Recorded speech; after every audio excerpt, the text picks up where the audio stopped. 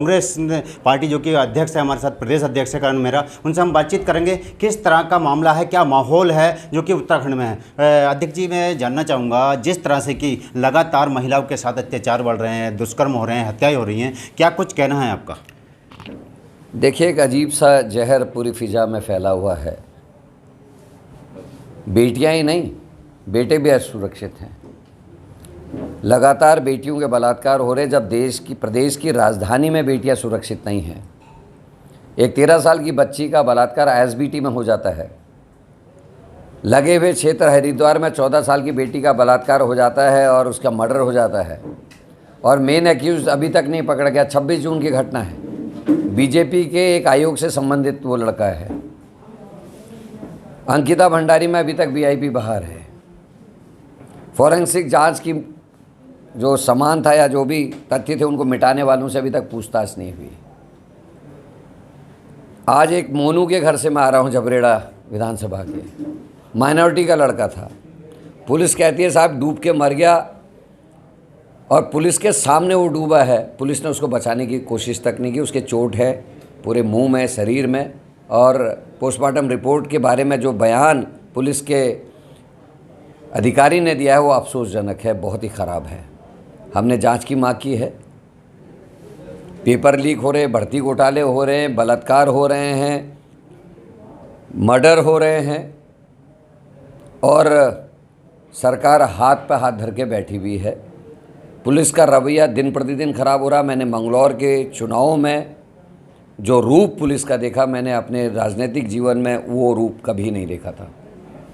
जिस तरह से कि उधम सिंह नगर में नरस हत्याकांड हुआ, आप यहाँ पर मिलने के लिए उधम सिंह नगर पहुँचे हैं, क्या कुछ आपकी रणनीति होगी और क्या कुछ कहना है इस पूरे प्रकरण को लेकर, जो कि परिवार है, परिवार इस पर बिल्कुल पुलिस की कार्रवाई पर, जबकि हालांकि पुलिस ने खुलासा कर दिया, बिल्कुल विश्वास नहीं है, आपका क्या कुछ कहना? देखिए, हमको भी भरोसा नहीं है।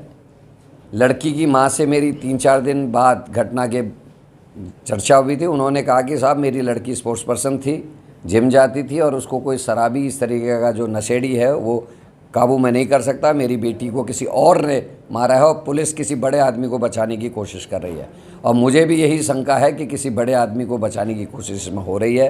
कप्तान के जो शब्द हैं ऑन कैमरा वो शर्मनाक हैं, और मुख्यमंत्री के जानकारी में आने के बाद भी मुख्यमंत्री ने कप्तान के खिलाफ कोई कार्रवाई नहीं की। मेरा ये मानना है कि ये कप्तान भले ही कैसा पुलिस वाला है, क्या पुलिसिंग है मुझे पता नहीं, पर वो पब्लिक डीलिंग के लायक नहीं है। उनको ऐसे स्थानों में नहीं बैठाया जाना चाहिए। उन्हें ऑफिस वर्क दिया जाना चाहिए, और पब्लिक डीलिंग के काम से उनको तुरंत हटाया जाना चाहिए। पहले आदेश चौहान वाले मामले में हम देख चुके हैं, अभी इन घटनाओं में देख चुके हैं, तो ये ठीक नहीं है। और मुख्यमंत्री जी को समझना चाहिए, अधिकारियों को बचाने के चक्कर में अपनी छवि भी मुख्यमंत्री खराब कर रहे हैं। जिस तरह से कि पूरी तरह से वो लापरवाही बरतने का आरोप लगाया है, परिवार का कहना है कि इसमें डीएनए टेस्ट नहीं कराया, जबकि बॉडी कंकाल बन चुकी थी, लेकिन अभी तक डीएनए टेस्ट की मांग नहीं की। हमसे हमारी खास बातचीत में उन्होंने बोला। देखिए, डीएनए टेस्ट भी होना चाहिए।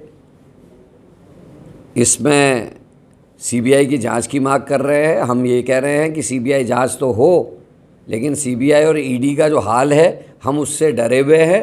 सीबीआई की जांच हो, लेकिन हाईकोर्ट के सिटिंग जज की देखरेख में वो जांच होनी चाहिए, ताकि सरकारी दबाव में कोई भी जो तथ्य है उनके संग तोड़ मरोड़ ना किया जा सके। नर्स हत्याकांड में आप कांग्रेस पार्टी क्या कुछ नया करने वाली है और क्या करेगी? देखिए, केवल नर्स हत्याकांड क्यों कह रहे हैं? एक बहन है क्या? आप कितना बांटेंगे?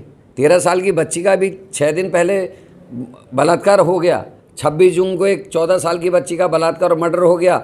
देहरादून में मंत्री निवास के सामने हाथी बरगला में एक महिला का बलात्कार और मर्डर हो गया। अंकिता भंडारी हो गई, ममता जोशी बहुगुणा हो गई, उत्तरकाशी की 4 बहनें हो गई, पिंकी हो गई। कितने नाम गिनाऊं?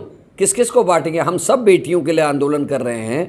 31 तारीख को पूरे प्रदेशव्यापी हमारा आंदोलन है। उसके अलावा 1 तारीख को हम फिर ये जो हत्याएं हो रही इत्यादि, और उस पर हम आंदोलन कर रहे हैं, और मैं लगातार गिरफ्तारियां दे रहा हूँ। 3 दिन पहले भी आपने देखा होगा, हमने पूरे दिन गिरफ्तारी करी, शाम को पुलिस ने मुझको में छोड़ दिया। लेकिन हम लगातार संघर्ष कर रहे हैं, पुलिस से लड़ रहे हैं, सरकार से लड़ रहे हैं। कल हमारा डेलीगेशन हरीश रावत जी, मैं, यशपाल आर्य और कुछ विधायकगण मिलके डेलीगेशन लेके मुख्यमंत्री से भी मिले। हमने सारी बातें रखी हैं। हम देखना चाहते हैं कि मुख्यमंत्री अब क्या कदम लेते हैं। जिस तरीके से एक पूर्व मंत्री हरिद्वार का कहता है कि डूबने नहीं देना चाहिए था, गोली मार देनी चाहिए थी। इन बयानों से आप समझ सकते हैं कि सरकार और संगठन की नीयत क्या है और वो किस ओर को इस देश की इस प्रदेश को लेके जा रहे हैं।